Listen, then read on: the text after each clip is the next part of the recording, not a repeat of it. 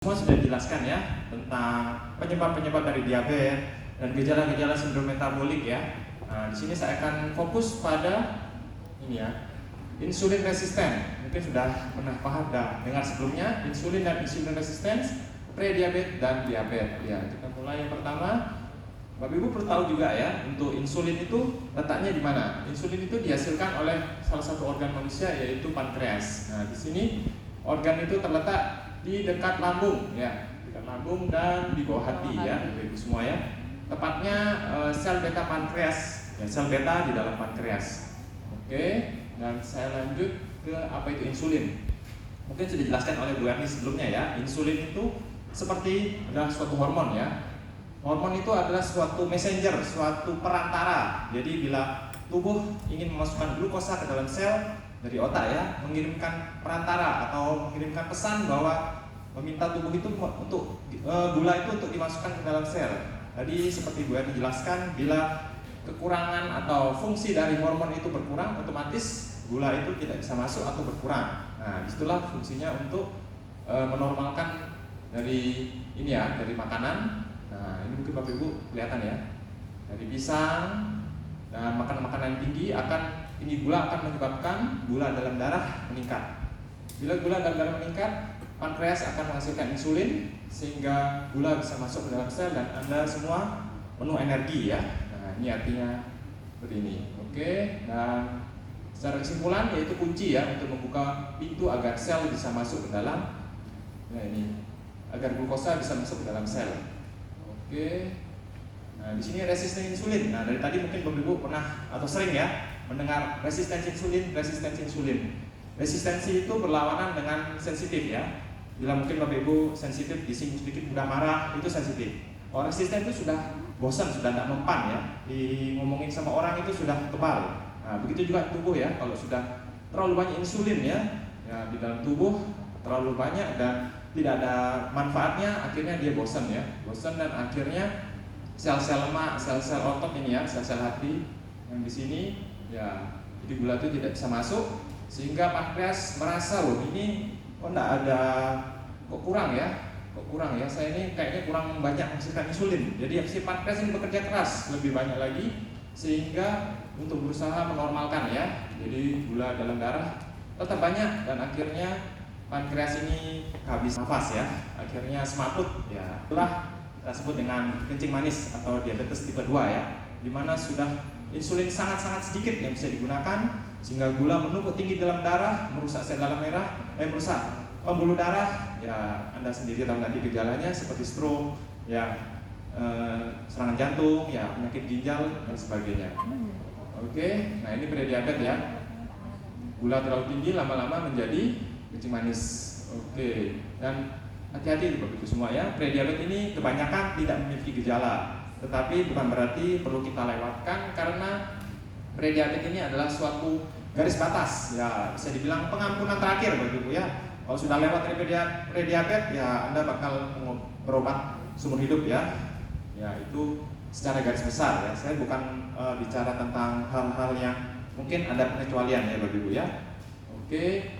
Di sini berlanjut untuk ini faktor risiko Bapak Ibu ya, mungkin usia sangat berpengaruh. Mungkin dulu zaman ya ayah saya atau ibu saya atau Bapak Ibu sekalian ya usia 45 Bapak Ibu ya disebut sangat beresiko. Tapi sekarang dengan banyaknya makanan dan minuman ya manis-manis ya yang seperti Anda lihat di bertebaran berjamuran, otomatis menurunkan usia ya. Jadi kemarin saya di rumah sakit tuh anak usia 13 tahun sudah kena kencing manis ya, karena ternyata setelah digali tidak bisa minum air putih, hanya bisa minum teh manis begitu ya. Jadi hati-hati, teh manis mungkin sepele tapi bisa menyebabkan kencing manis ya pada usia dini. Kemudian berat badan, nah ini Bapak Ibu semua mungkin nanti sesampainya di rumah diukur lingkar perutnya ya. Kalau cowok itu jangan lebih dari 90 cm, kalau cewek jangan lebih dari 80 cm ya. Nah itu tanda-tanda sudah Anda mengalami mengarah ke prediabetes ya. Jadi diukur. Jadi waktu diukur jangan tarik nafas Ibu ya. Kalau Anda tarik nafas pasti kecil ya. Jadi nafas biasa ya, diukur melewati pusar. Ya, kalau ternyata lebih harus segera ya. Kalau tidak nanti Aku bakal masih banyak urusan ya. masih 60 Oke, dan aku. makan ya, makan makanan memang diharapkan mengurangi.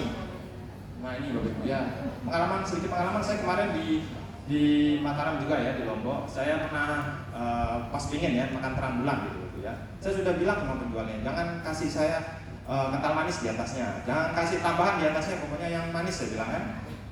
Terus kemudian penjualnya ngambil gula setengah kong nasi, saya bilang, loh kenapa dikasih gula gitu banyak? Iya kalau enggak nanti adonannya ngangkat, dia bilang, nggak bisa nutup, dia bilang. Terus oke lah, saya anggap sedikit mungkin setengah kong nasi Bapak Ibu ya. Setelah saya makan ternyata rasanya hambar Bapak Ibu ternyata. Berarti terang bulan itu bisa menyembunyikan gula Bapak Ibu ya, bahayanya di situ. Ya sama dengan roti-roti lainnya mungkin terasa tidak manis, tapi di situ sudah gulanya tinggi. Ya itu yang perlu Anda tekankan, dan juga mungkin pasien banyak ngomong, saya nggak makan dok, saya hanya makan roti sedikit saja. Nah dari situ Anda sudah bisa menebak ya asalnya dari mana. Oke, dan tidak aktif di sini disarankan rekomendasi memang exercise is medicine juga ya. 150 menit per minggu atau 30 menit per hari minimal. Kalau bisa lebih baik lagi ya. Riwayat keluarga yang diabetes tentunya membuat Anda lebih rentan ya. Kemudian penggunaan tembakau ini meningkatkan resistensi insulin. Jadi Anda bukan hanya Anda sebagai aktif, tapi pasif smoker juga meningkatkan resistensi insulin. Dan riwayat medis tentunya, nah ini sering ngorok ya, mungkin kegemukan, sering ngorok ya, sampai kek gitu ya, sampai terjadi henti napas. Nah itu juga faktor risiko tinggi. Dan kencing manis saat hamil gestasional, dan radang ini ya, PCOS karena akibat hormon, tekanan darah tinggi, meningkatkan kadar kolesterol dan trigliserid ya, atau lemak darah. Nah ini ciri-cirinya pada diabetes Bapak Ibu ya. Lingkar perut tadi sudah, gula darah puasa di atas 100 ya, 100 ke atas. Nah ini Bapak Ibu paling sensitif yaitu HbA1c, yaitu gula yang ada dalam sel darah merah. Kenapa diukur setiap 3 bulan? Karena sel darah merah itu mati setiap 3 bulan menjadi sel darah merah baru Bapak Ibu ya. Jadi pentingnya Anda cek. Kemarin saya cek sih 5,4 Bapak Ibu ya, karena setelah makan itu kadang ingin makan roti sedikit ya, jadi masih 5,4, masih batas-batas lumayan. Tapi jangan lengah dulu. 5,4 di usia saya 30 sekian belum tentu sama dengan 40 sekian. Kalau 40 sekian pasti di atas itu. Jadi Anda harus nggak boleh lengah ya. Beda. Mungkin nanti Anda 10 tahun lagi dengan porsi makan yang sama Bapak Ibu ya, dengan kebiasaan yang sama, akan berubah hasil labnya. Anda harus lebih ketat, lebih banyak aktivitas fisik. Oke, ini triglycerid atau TG di atas 150, dan lemak kolesterol baik di bawah 50 untuk pria ini ya, tanda-tandanya. Kemudian gejalanya yaitu mungkin gelap ya. Ini kondisi khusus, jarang-jarang ya. Gelap di bawah lipatan ketiak, di belakang kaki, ya di dahi ya. Oke, ini tata letak terapi. Nah, untuk prediabetes ini yang HbA1c 5,7 sampai 6,4 Bapak Ibu ya. Tentunya modifikasi gaya hidup, ya lebih rendah karbo, tinggi serat 50% kalau bisa. Jadi Anda cek piring Anda 50% atau setengahnya itu sayur-sayuran ya. Bukan sayur-sayuran goreng, lebih baik yang direbus. Ya. Kemudian sehat. Nah, ini mentok ikan atau dada ayam ya. Kalau daging memang kurang disarankan karena tinggi lemak dan menyebabkan radang ya di usus. Dan obat-obatan ya, ini mungkin Anda kalau pernah dengar ya, bila teman-teman yang untuk lingkar pinggang besar dibantu ya dengan metformin ya. Metformin itu menstimulasi insulin ya, jadi lebih sensitif, membantu jadi supaya nggak ditolak lebih sering oleh tubuh. Nah, dan di sini sudah jelaskan tadi untuk minum untuk mempercepat ya, insulin itu kerjanya diperbaiki Bapak Ibu ya. Kalau misalnya tidak pakai seperti ini kan keras, insulin itu disuruh dia pelan-pelan jalannya. Nah, begitu pakai med ini kan lebih nyambung ya, jadi lebih cepat, akhirnya gula darah lebih banyak masuk ke tubuh dan di pembuluh darah menjadi normal. Oke, setelah kemudian untuk yang kencing manis ini lebih parah Bapak Ibu ya, sudah di atas 6,5 ya, 6,5 ke atas HbA1c, yaitu kelompok penyakit ya, karena kelainan dari yaitu pengeluaran insulin. Jadi pankreasnya sudah menghasilkan insulinnya sudah sangat sedikit, dan ditambah kerja insulinnya juga parah atau lemot ya, lemot. Kemudian Nah, ini resiko prediabetes sama dengan kencing manis ya, sama dengan diabetes. Faktor resiko sama Bapak Ibu yang 8 tadi. Oke, nah ini gejalanya Bapak Ibu ya, mungkin Anda cek di rumah, apakah Anda mungkin sering haus, sering kencing, ya terutama di malam hari, sering lapar, artinya mungkin saat Anda makan glukosa itu tidak bisa masuk ke sel. Jadi tubuh Anda merasa masih lapar karena gulanya tidak masuk ke dalam sel, hanya di dalam pembuluh darah. Jadi otomatis merasa lapar terus dan Anda ingin makan lagi, gula masuk ke darah lagi dan tubuh masih juga tetap merasa lapar, akhirnya gula menumpuk di dalam pembuluh darah, akhirnya merusak saraf seperti kaki kesemutan ya. Kaki kesemutan, terus kemudian lambung Anda rusak ya. Kalau lambung Anda rusak, jadi Anda sering sakit mah, disebut dengan gastropati diabetes ya. Kemudian Anda menjadi berat badan menurun otomatis teman-teman ya. Karena bila gula tidak bisa masuk ke dalam sel, otomatis tidak bisa digunakan untuk cadangan energi. Otomatis Anda kurus ya. Jadi jangan senang dulu, oh saya berhasil kurus gitu ya. Ternyata HbA1c-nya tinggi ya. Malah bahaya ya Bapak Ibu ya. Karena seperti mungkin sedikit di luar box ya, seperti demam berdarah ya. Oh hari keempat kelima, oh demam saya turun, suka enakan. Ternyata trombositnya turun ya. Nah di situ hari keempat hari kelima itu kalau demam berdarah itu fase kritis ya. Itu Bapak Ibu ya. Dan mungkin Anda sering haus karena gula itu menarik air. Otomatis air-air itu semua berkumpul di pembuluh darah, tidak masuk ke dalam sel. Sel Anda kekeringan Bapak Ibu ya, karena disedot semua ke pembuluh darah. Yang sudah haus, luka otomatis sulit sembuh. Ya, karena gula itu merusak seperti Anda di jalan raya banyak mobil, jalannya mudah rusak ya, karena kelebihan beban. Pandangan mata berkurang. Nah, ini sudah tanda-tanda komplikasi mata, glaukoma, katarak ya. Hati-hati. Nah, ini Anda mudah lapar ya, karena gulanya tidak bisa digunakan. Dan bahkan karena saking sudah kronisnya parah dan merusak pembuluh darah, terkena pembuluh darah kecil bisa menyebabkan serangan jantung dan stroke ya.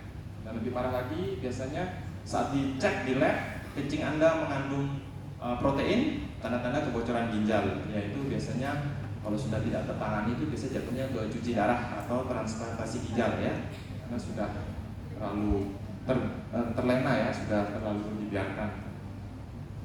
Oke, nah di sini pentingnya untuk tata laksana pertama tentu pastinya juga harus merubah gaya hidup dan ini terapi tunggal atau kombinasi. Mungkin Bapak Ibu dokter Anda mungkin atau Anda yang pernah mendengar ya, pasti dimulai dengan monoterapi atau tunggal bila HbA1c Anda di bawah 9 ya. Tapi bila sudah 9 ke atas biasanya lebih intensif ya. Nah ini contohnya ya, mungkin Anda sering dengar glibenclamid ya, glimepirid, glikrazid, itu paling sering di puskesmas, di klinik ya, glibenclamid. Tapi hati-hati bagi dia ini menyebabkan hipoglikemi. Hipoglikemi artinya Anda bisa pingsan, kekurangan gula atau hipoglikemi itu menyebabkan Anda tidak sadar. Oke. Nah, di sini jenis-jenisnya banyak Bapak Ibu ya. Saya cepat saja karena waktu sudah habis Bapak Ibu ya. Nah, di sini golongan obat yang lainnya. Nah, ini Ibu perlu perhatikan juga ya. Ini cara kerjanya, ini efek sampingnya. Tentunya lumayan juga ya efek sampingnya ya. Dan ini penurunannya. Ya, tentunya ini tidak bisa berfungsi atau tidak bisa pas seperti ini bila modifikasi gaya hidup Anda sudah berbeda atau tidak sehat. Ya. Oke, ini kapan menggunakan insulin Anda bisa cek ya. Bila HbA1c 9, ini sudah tidak mempan terhadap obat anti hiperglikemi ya. Ini sudah stres berat ini. Anda bisa catat ke foto ya. Oke. Nah, ini take home message Anda mencegah selalu baik daripada mengobati, sehat untuk perjuangan ya Bapak Ibu ya. Jadi sakit juga butuh lebih banyak perjuangan ya, dan urusannya panjang Bapak Ibu ya. Ini Anda perlu garis bawahi untuk prediabetes, diabetes dan normal. Oke. Dan di sini quotes dari saya, ya, ini kesehatan itu mungkin tidak terasa penting ketika Anda sehat, tapi begitu Anda sakit, Anda akan sangat merasakan ya, bahkan mungkin menyesali ya. Jangan mengharapkan hasilnya berbeda ya kalau Anda masih melakukan kebiasaan yang sama, atau Anda mungkin nanti dikirim ke rumah sakit jiwa begitu ya. Karena tidak mungkin ya hasilnya bisa berubah kalau Anda masih sama. Oke, sekian dari saya. Terima kasih.